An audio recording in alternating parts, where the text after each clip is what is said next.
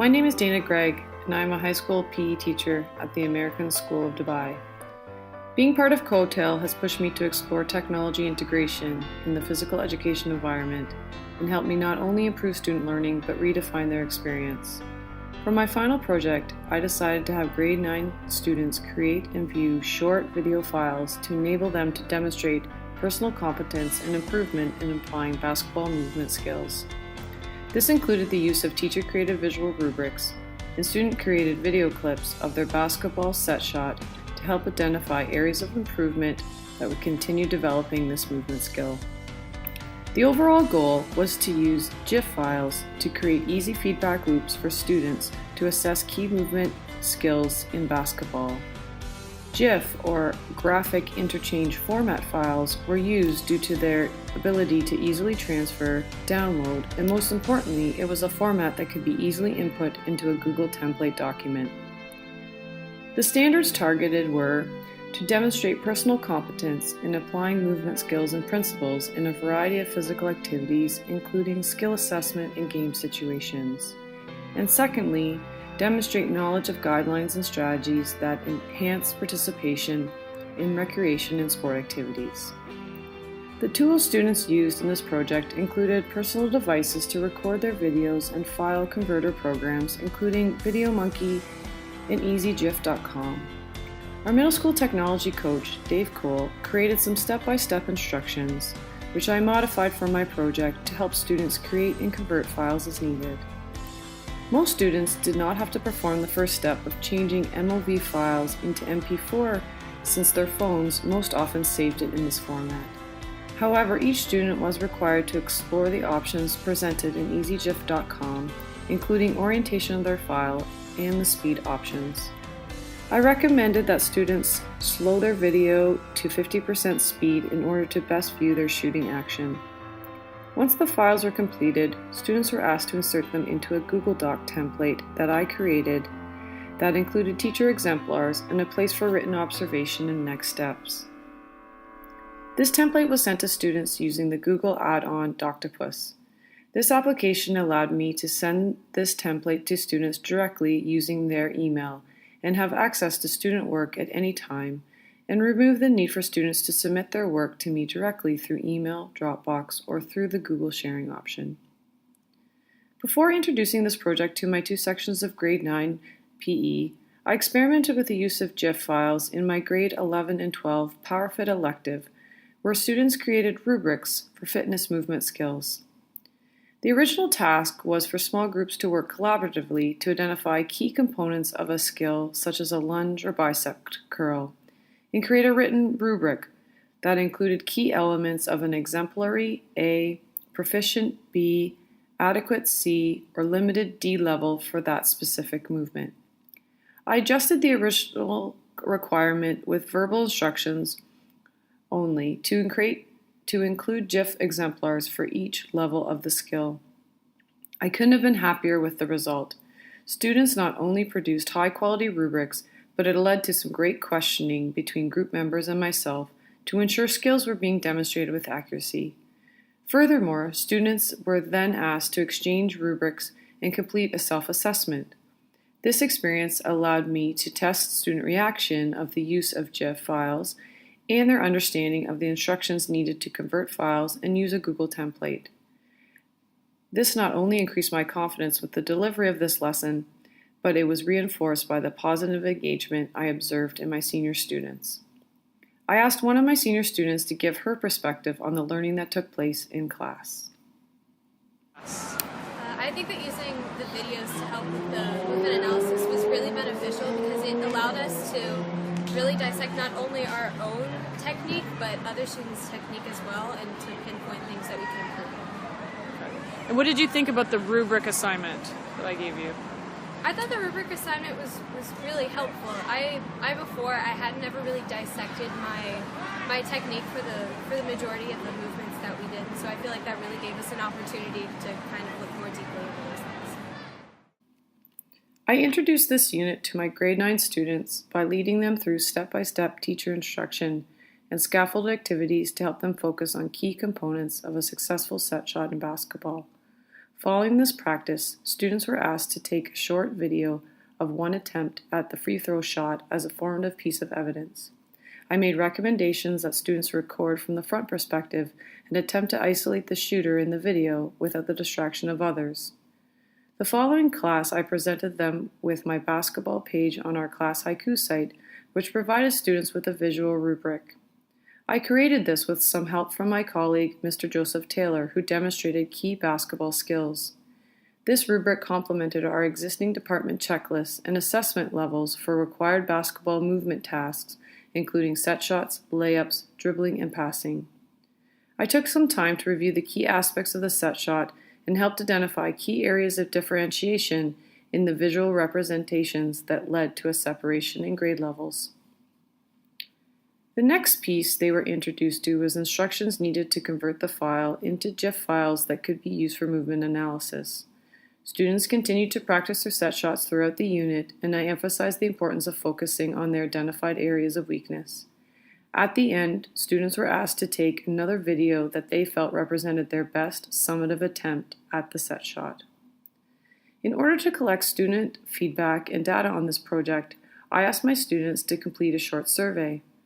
On a scale of 5, 84% of students felt the use of GIF video analysis was beneficial in determining their level of performance of a set shot by a score of 4 or higher. 80% of students felt more engaged in this activity than a regular lesson. Students were asked to explain their answers in a survey, and some of the comments that stood out included, "With videos, I could truly see what I needed to improve on and witness some of my strengths. It made me a better basketball player, and I believe it was very useful." The videos allowed me to visually see what I had to do in order to get the grade I wanted. I could also see the video whenever I wanted to remind myself of what to do and then compare. Some students also provided feedback that considered the alternative perspective. I felt that for the video, it was hard to identify what I did right and wrong since I was assessing myself, and I found it more helpful with direct feedback from the teacher. However, this was able to create a unique sense of self-analysis. These comments gave me pause and reminded me of the importance of differentiation when it comes to instruction. This approach was well received by most students, but others do prefer a more traditional method. Also, I strongly feel that this activity was effective for students due to the novelty of this tool. Any repetitive approach will exhaust the authentic level of engagement. I sat down with a few of my grade 9 students to gain some more insight into what they thought about the use of GIF files for movement analysis and the general use of technology in their physical education and health classes.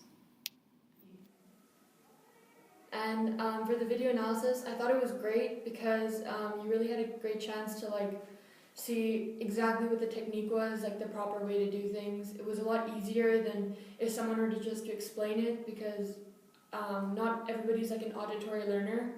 So it's a lot more helpful for people like me, which are visual learners. I think that using GIFs really helped me improve, and it actually made me move one level up because the use of videos made me replay.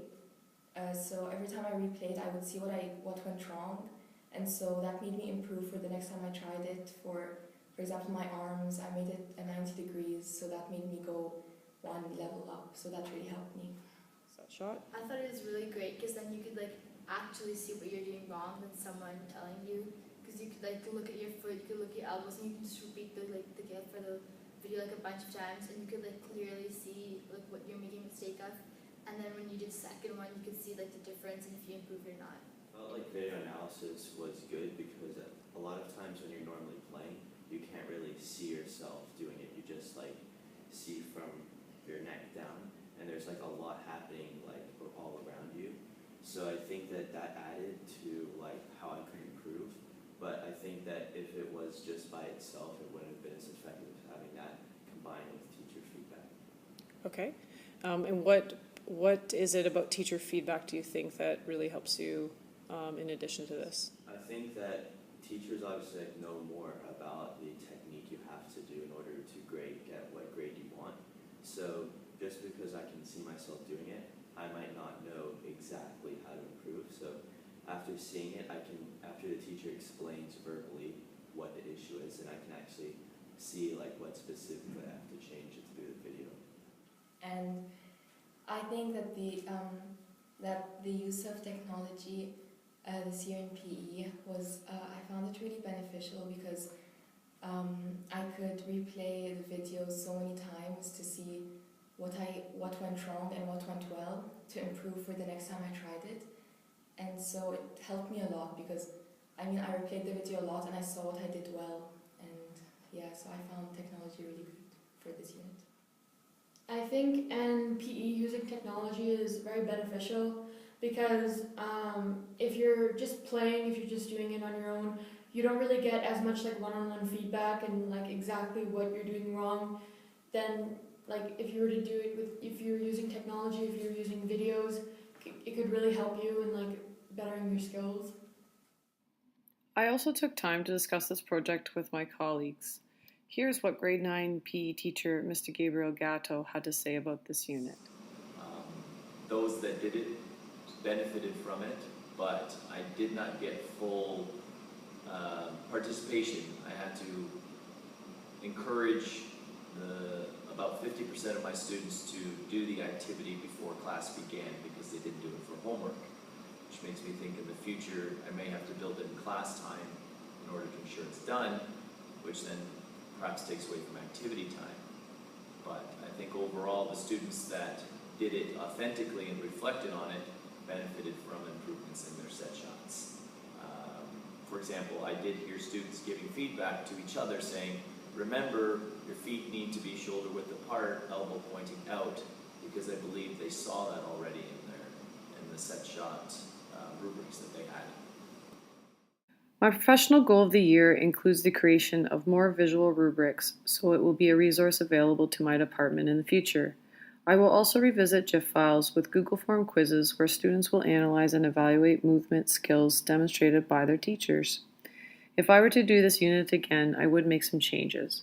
I would spend more time introducing the teacher rubric and have students take time to identify differences in each level on their own instead of pointing it out for them. It has occurred to me that movement and analysis is difficult for some students to do, and it is hard to clearly identify the areas of movement that needs improvement. This also reinforced the need for the activity to always be complemented with quality teacher instruction and ongoing verbal feedback to maximize student learning. I would also explore GIF application options so that students would take one recorded video that was automatically saved as a GIF file on their phones to avoid having to take steps needed to convert files once or twice. This would be more efficient and easier for students while allowing us to maximize activity time in class. The greatest learning in this course was the confidence I gained from trying new things and experimenting with technology in the physical education classroom. COETAIL has pushed my practice, and as a result, I've engaged students in new ways and developed new resources and teaching considerations for myself and my colleagues. In the final evaluation of this unit, it is important to consider the SAMR model. SAMR is a model designed to help educators infuse technology into teaching and learning. It is defined by 4 distinct levels: substitution, augmentation, modification, and redefinition. In the final levels, technology allows for the creation of new tasks that were previously inconceivable. I firmly believe I did reach redefinition with this project, as the use of GIF files allowed students to engage with technology in a manner that allowed for self-assessment of their movement skills that would have been inconceivable without a computer. It also enhanced the existing movement checklist and rubric that we had in place to visually demonstrate the skill at different grade levels.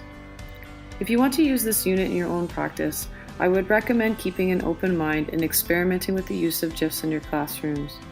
Using a GIF application to collect files and distribute templates with the use of Doctopus will maximize the efficiency of this task and minimize time taken away from activity.